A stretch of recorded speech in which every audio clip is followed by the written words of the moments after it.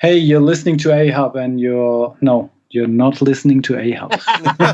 You should be listening to Ahab. You should be listening. Okay. Hey, this is Ahab and you're listening to Brutally Delicious.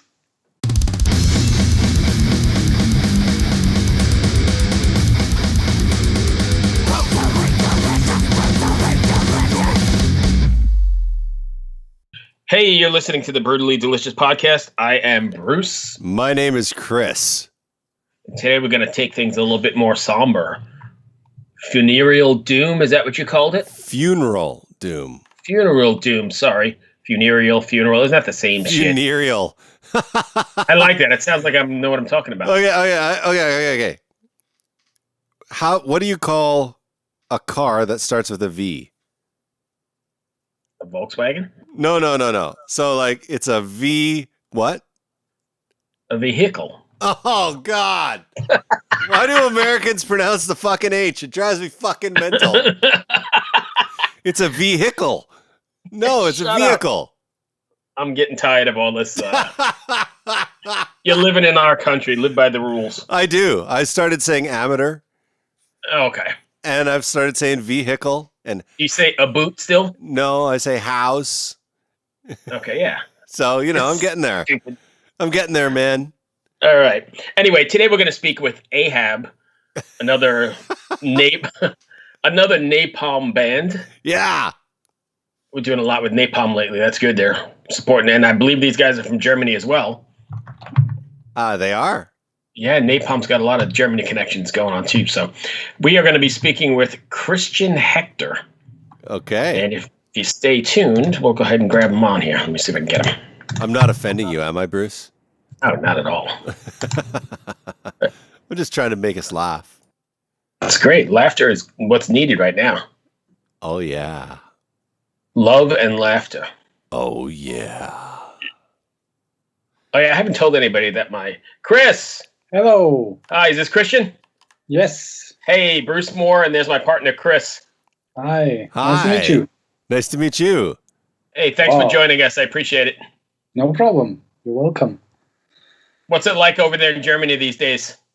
Well, everything's fine. I mean, most of the time it's like cool. I mean, you have to wear masks if you like go to like in the subway and stuff like that, or if you go like to the grocery stores, but everything's fine. So no cases, none of my family affected, so everything's cool. That's all wonderful. Yeah, beautiful. Yeah. I'll give that a big fuck yeah. Hell yeah. Cool. Chris, you want to take the lead? Okay, so I was just listening. So I've never heard of you guys before, and today was the first day, and I threw on. I just Googled you, and I ended up on YouTube, and now I forget the name of the frickin' song, of course, because I'm an idiot. You can just call me idiot. That's okay. Christian, just so you know, he doesn't usually prep for this stuff. So be glad he's even on the line. He's usually somewhere else. This guy Bruce is such an ass. Always trying to make me look bad. Everything's fine. You don't need to know Ahab. I mean, we're not that big band. Well, no, I try to know, but now I don't know what I was listening to because fuck. Anyways, it was super doomy, and it was, yes, and very like low tempo, aggressive. If for people that don't know your band, what is your like 1 minute boardroom pitch? Why would people listen to your band? Why would people listen to my band? I hope because they like it, and if you're like into like doom music, of course, and if you like slow music, if you like it's a bit like slow food.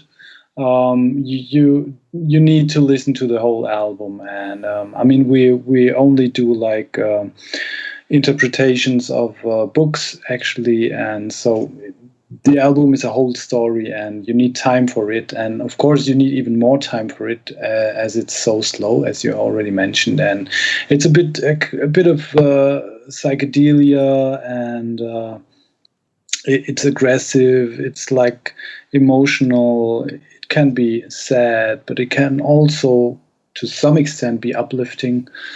So there's a whole bunch of emotion in this kind of music, and you need some time to get into it, of course. Yes. Well, that's the first thing I noticed. It felt so emotional, even though it was so heavy and the vocals were so aggressive. It felt almost like somber, which those two things felt so disconnected in a way, but in a pleasing way. But Great to hear. And if you add the fact that you're writing about, or you're singing about like literature or great literary works, it's kind of a cool combo. I mean, normal doom metal is, I don't know I guess about sad and emotional things. And while you're still writing about like that kind of stuff, you still got that. I mean, I think I read somewhere that you did something about Moby Dick as well, right? So that's not necessarily what I would relate to doom metal. Does that make sense? Yeah, it depends. I mean, I know what kind of doom metal you mean with these emotional, sad things and a bit romantic stuff, probably. But yes. There are bands that, for example, Esoteric, which are really psychedelic and really like mind-blowing, strange stuff. And yeah, I mean, Ahab lives off like opposites. I mean, we have these really, really calm moments, and then we break out with really loud and heavy and extreme music. And I think, yeah, I mean, Doom started out with Black Sabbath, of course, and this was rock music, and I think it's still in there. Well, we added just a bit of death metal, a bit of psychedelia, and almost every genre. Which I think definitely makes it different than like some of the bands I was thinking, like a Candlemas record or a My Dying Bride record, right? I mean, there's a bit of a difference. Yes, of course it is. Which definitely makes it, I mean, something to gravitate towards. And I do like the idea of, I'm old school and I'm probably a little older than Chris, but I like the idea of listening to a record or a CD or whatever you're listening to top to bottom in one sitting, because you can really digest it. And I think that's the way music should be anyway.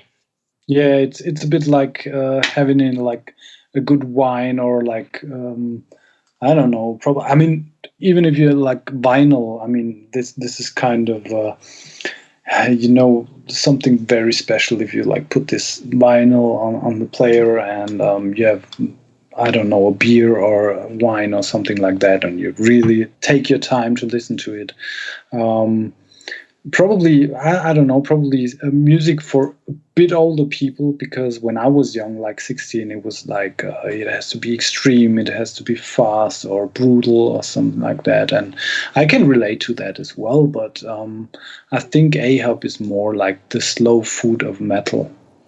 There you go. That's that there is your boardroom pitch. Heck yeah. We're the slow food of metal. That's awesome.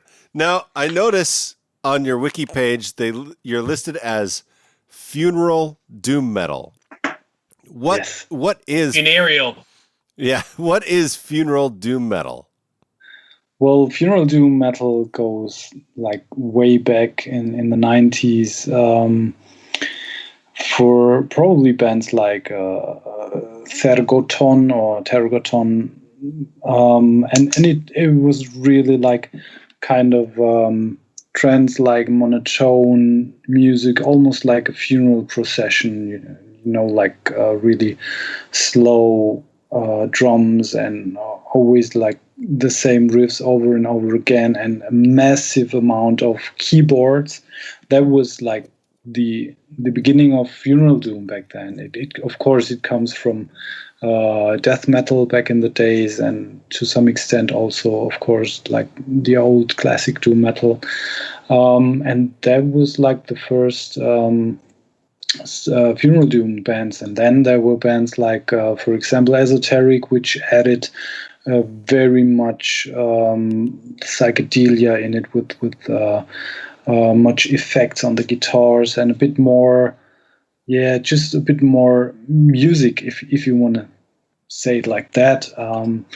And then, I mean, you know how it is. I mean, in the first place, there are bands that are really pure, and then there are other bands that like this kind of music, and they add their own ingredients, and then all of a sudden you have like a band like Ahab, you have a band like Esoteric, and you still have like the really classic Funereal Doom stuff like Tyranny, for example, from Finland, stuff like that. So yes. So what's an Ahab show like?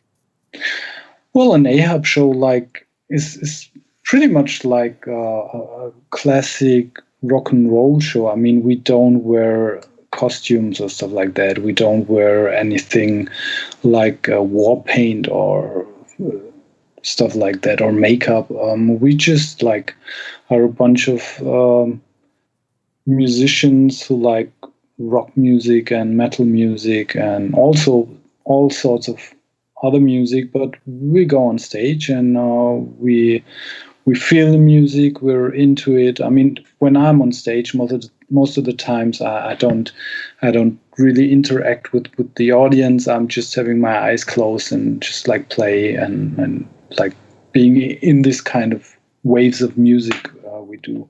So it's just like the music is the star, not the show. You know, like when I was listening to it, I had to close my eyes because that's kind of what happens, you know? Exactly.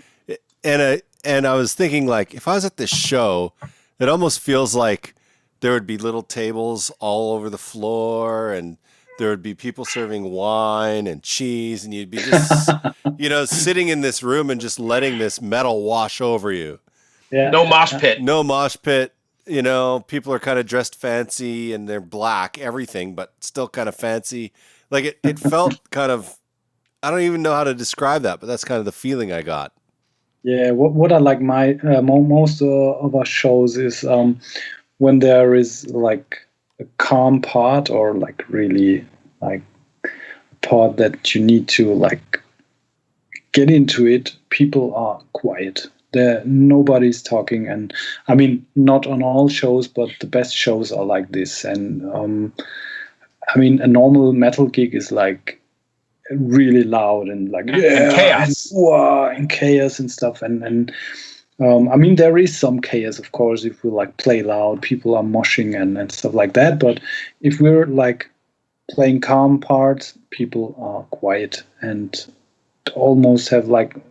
Many have their eyes closed and get hammered by the music. Nice.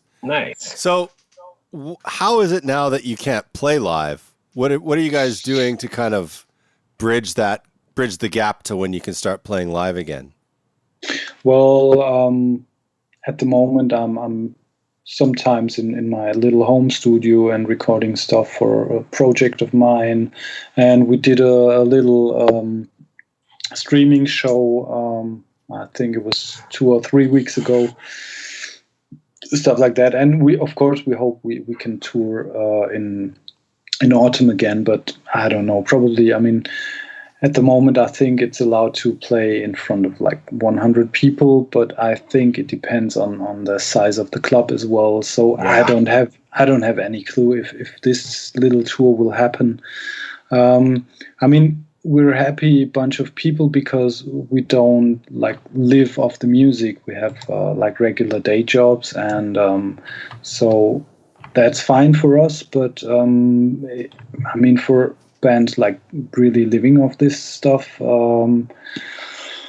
at least they have like their merch still being sold. But, right. Yeah. So it's for us, it's okay. I mean, we're not moaning and we're not like being sad about it. I mean, we can now even meet again in our rehearsal room and without breaking the law.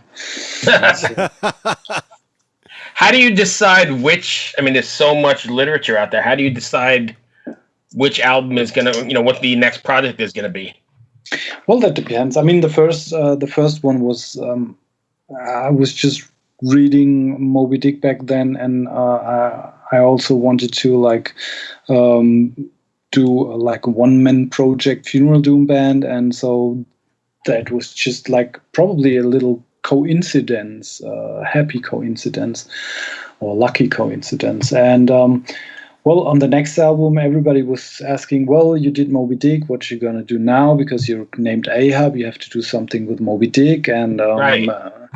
Well, actually, there's the story about the Essex, which inspired Herman Melville to write Moby Dick. So we took this one, and after that, we were just like, there are so many great stories. I mean, we did Edgar Allan Poe, we did Hope Hodgson. On the next album, actually, we're gonna do Jules Verne, 20,000 Leagues Under the Sea. Oh wow! You know that there's so plenty of great literature about the sea, because I mean, we always do something about the sea. Right. Yeah. Awesome. So why do you always do something about the sea? Well, it's a good question. I mean, what else would fit so well to this kind of music? And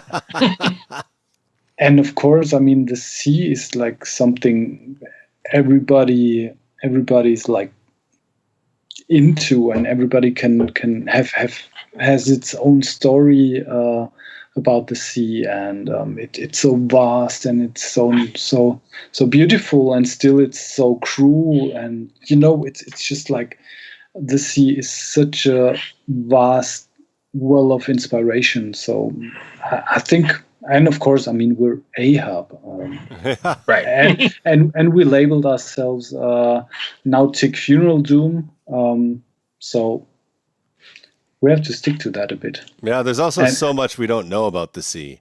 Of course, I mean, like the deep sea, for example, nowadays, and that's perfect for 20,000 Leagues Under the Sea, with all these creatures. And I used to study biology like almost 20 years ago, and I was really much into zoology. So that's something I really love, and yeah. This music is so atmospheric and slow. It lends itself to like soundtracks too. Do you guys ever do anything like that? No, not yet, but I think we'd love to. I mean, you need to have some director or someone in the film business, movie business, coming up to you and say, I want to have you guys, but it didn't happen yet. I mean, of course, some people asked us if they can use our music for like little films, right. And that's fine with us, but that would be a great work to do. Well, yeah, I used to actually work for a fairly big film composer. I'm an audio engineer, and cool. I've worked on big Hollywood movies to indie movies to whatever. So you actually don't need a director. What you need to do is you need to find a music supervisor and or a composer. And so the composer will often have a section where they're like, oh man, I need a rock song for this, or I need a metal song for this, and I don't have anything. Like, I can't write that. That's not what I do. And then they go to their supply of talent that they've networked with. So if you contact music supervisors or composers and say, if you ever need music like this, and then they'll log it in their catalog, and then if something comes up, they'll use it. Okay, that sounds nice. I mean, I don't have like the network. So you don't need it. You just need to Google it and then email them, make initial contact. Because they're all content right now is being created at a pace that it's never been created at before. So they don't have enough music. So you just have to Google them and find them. And I like I said, I think this music is perfect for that kind of stuff. Well, that's why I'm saying what I'm saying, because I worked in that industry for a while, so I know how it starts out and how it works. And it seems impossible at first, and some composers may not answer you, they may not even get back to you, but some will, and then you can start a relationship that way. So just like writing these people? Yeah, you just write them and say, hey, listen, we create this really atmospheric music, and if you're ever in need of anything, here's a link. Never send an MP3 ever, because that will guarantee that it won't get listened to. So you have to send a link to your music, preferably an embedded link, so they can just click it and watch it right there. Yeah. And if they like it, they'll put you in the file. They may not use it. They may use it, but that's how it all starts. Worth a shot for sure. Yeah. Okay, cool. Thanks for the info. Yeah. So when you guys are writing or recording your music, are you doing so all together, or are you guys like taking advantage of the internet and sending things back and forth? No, I mean, some of the parts we do in rehearsal rooms, but most of the times we come with ideas, and sometimes probably like quarter of a song is already like in your head, and you bring it with you, and then you like throw it in the ring, and then you see what happens. And I would say in the rehearsal room, most of the times it's more like arranging and like adding a bit there and a bit there. And of course, sometimes something new develops out of it or happens. But I think most of the times we're like doing stuff at home and bring it to the others. Yeah. Okay. Chris? I don't have anything else. I really appreciate you taking the time to talk with us today and introducing us to Ahab, and me personally to Funereal Doom, which I'd never even heard of before. So you're very welcome.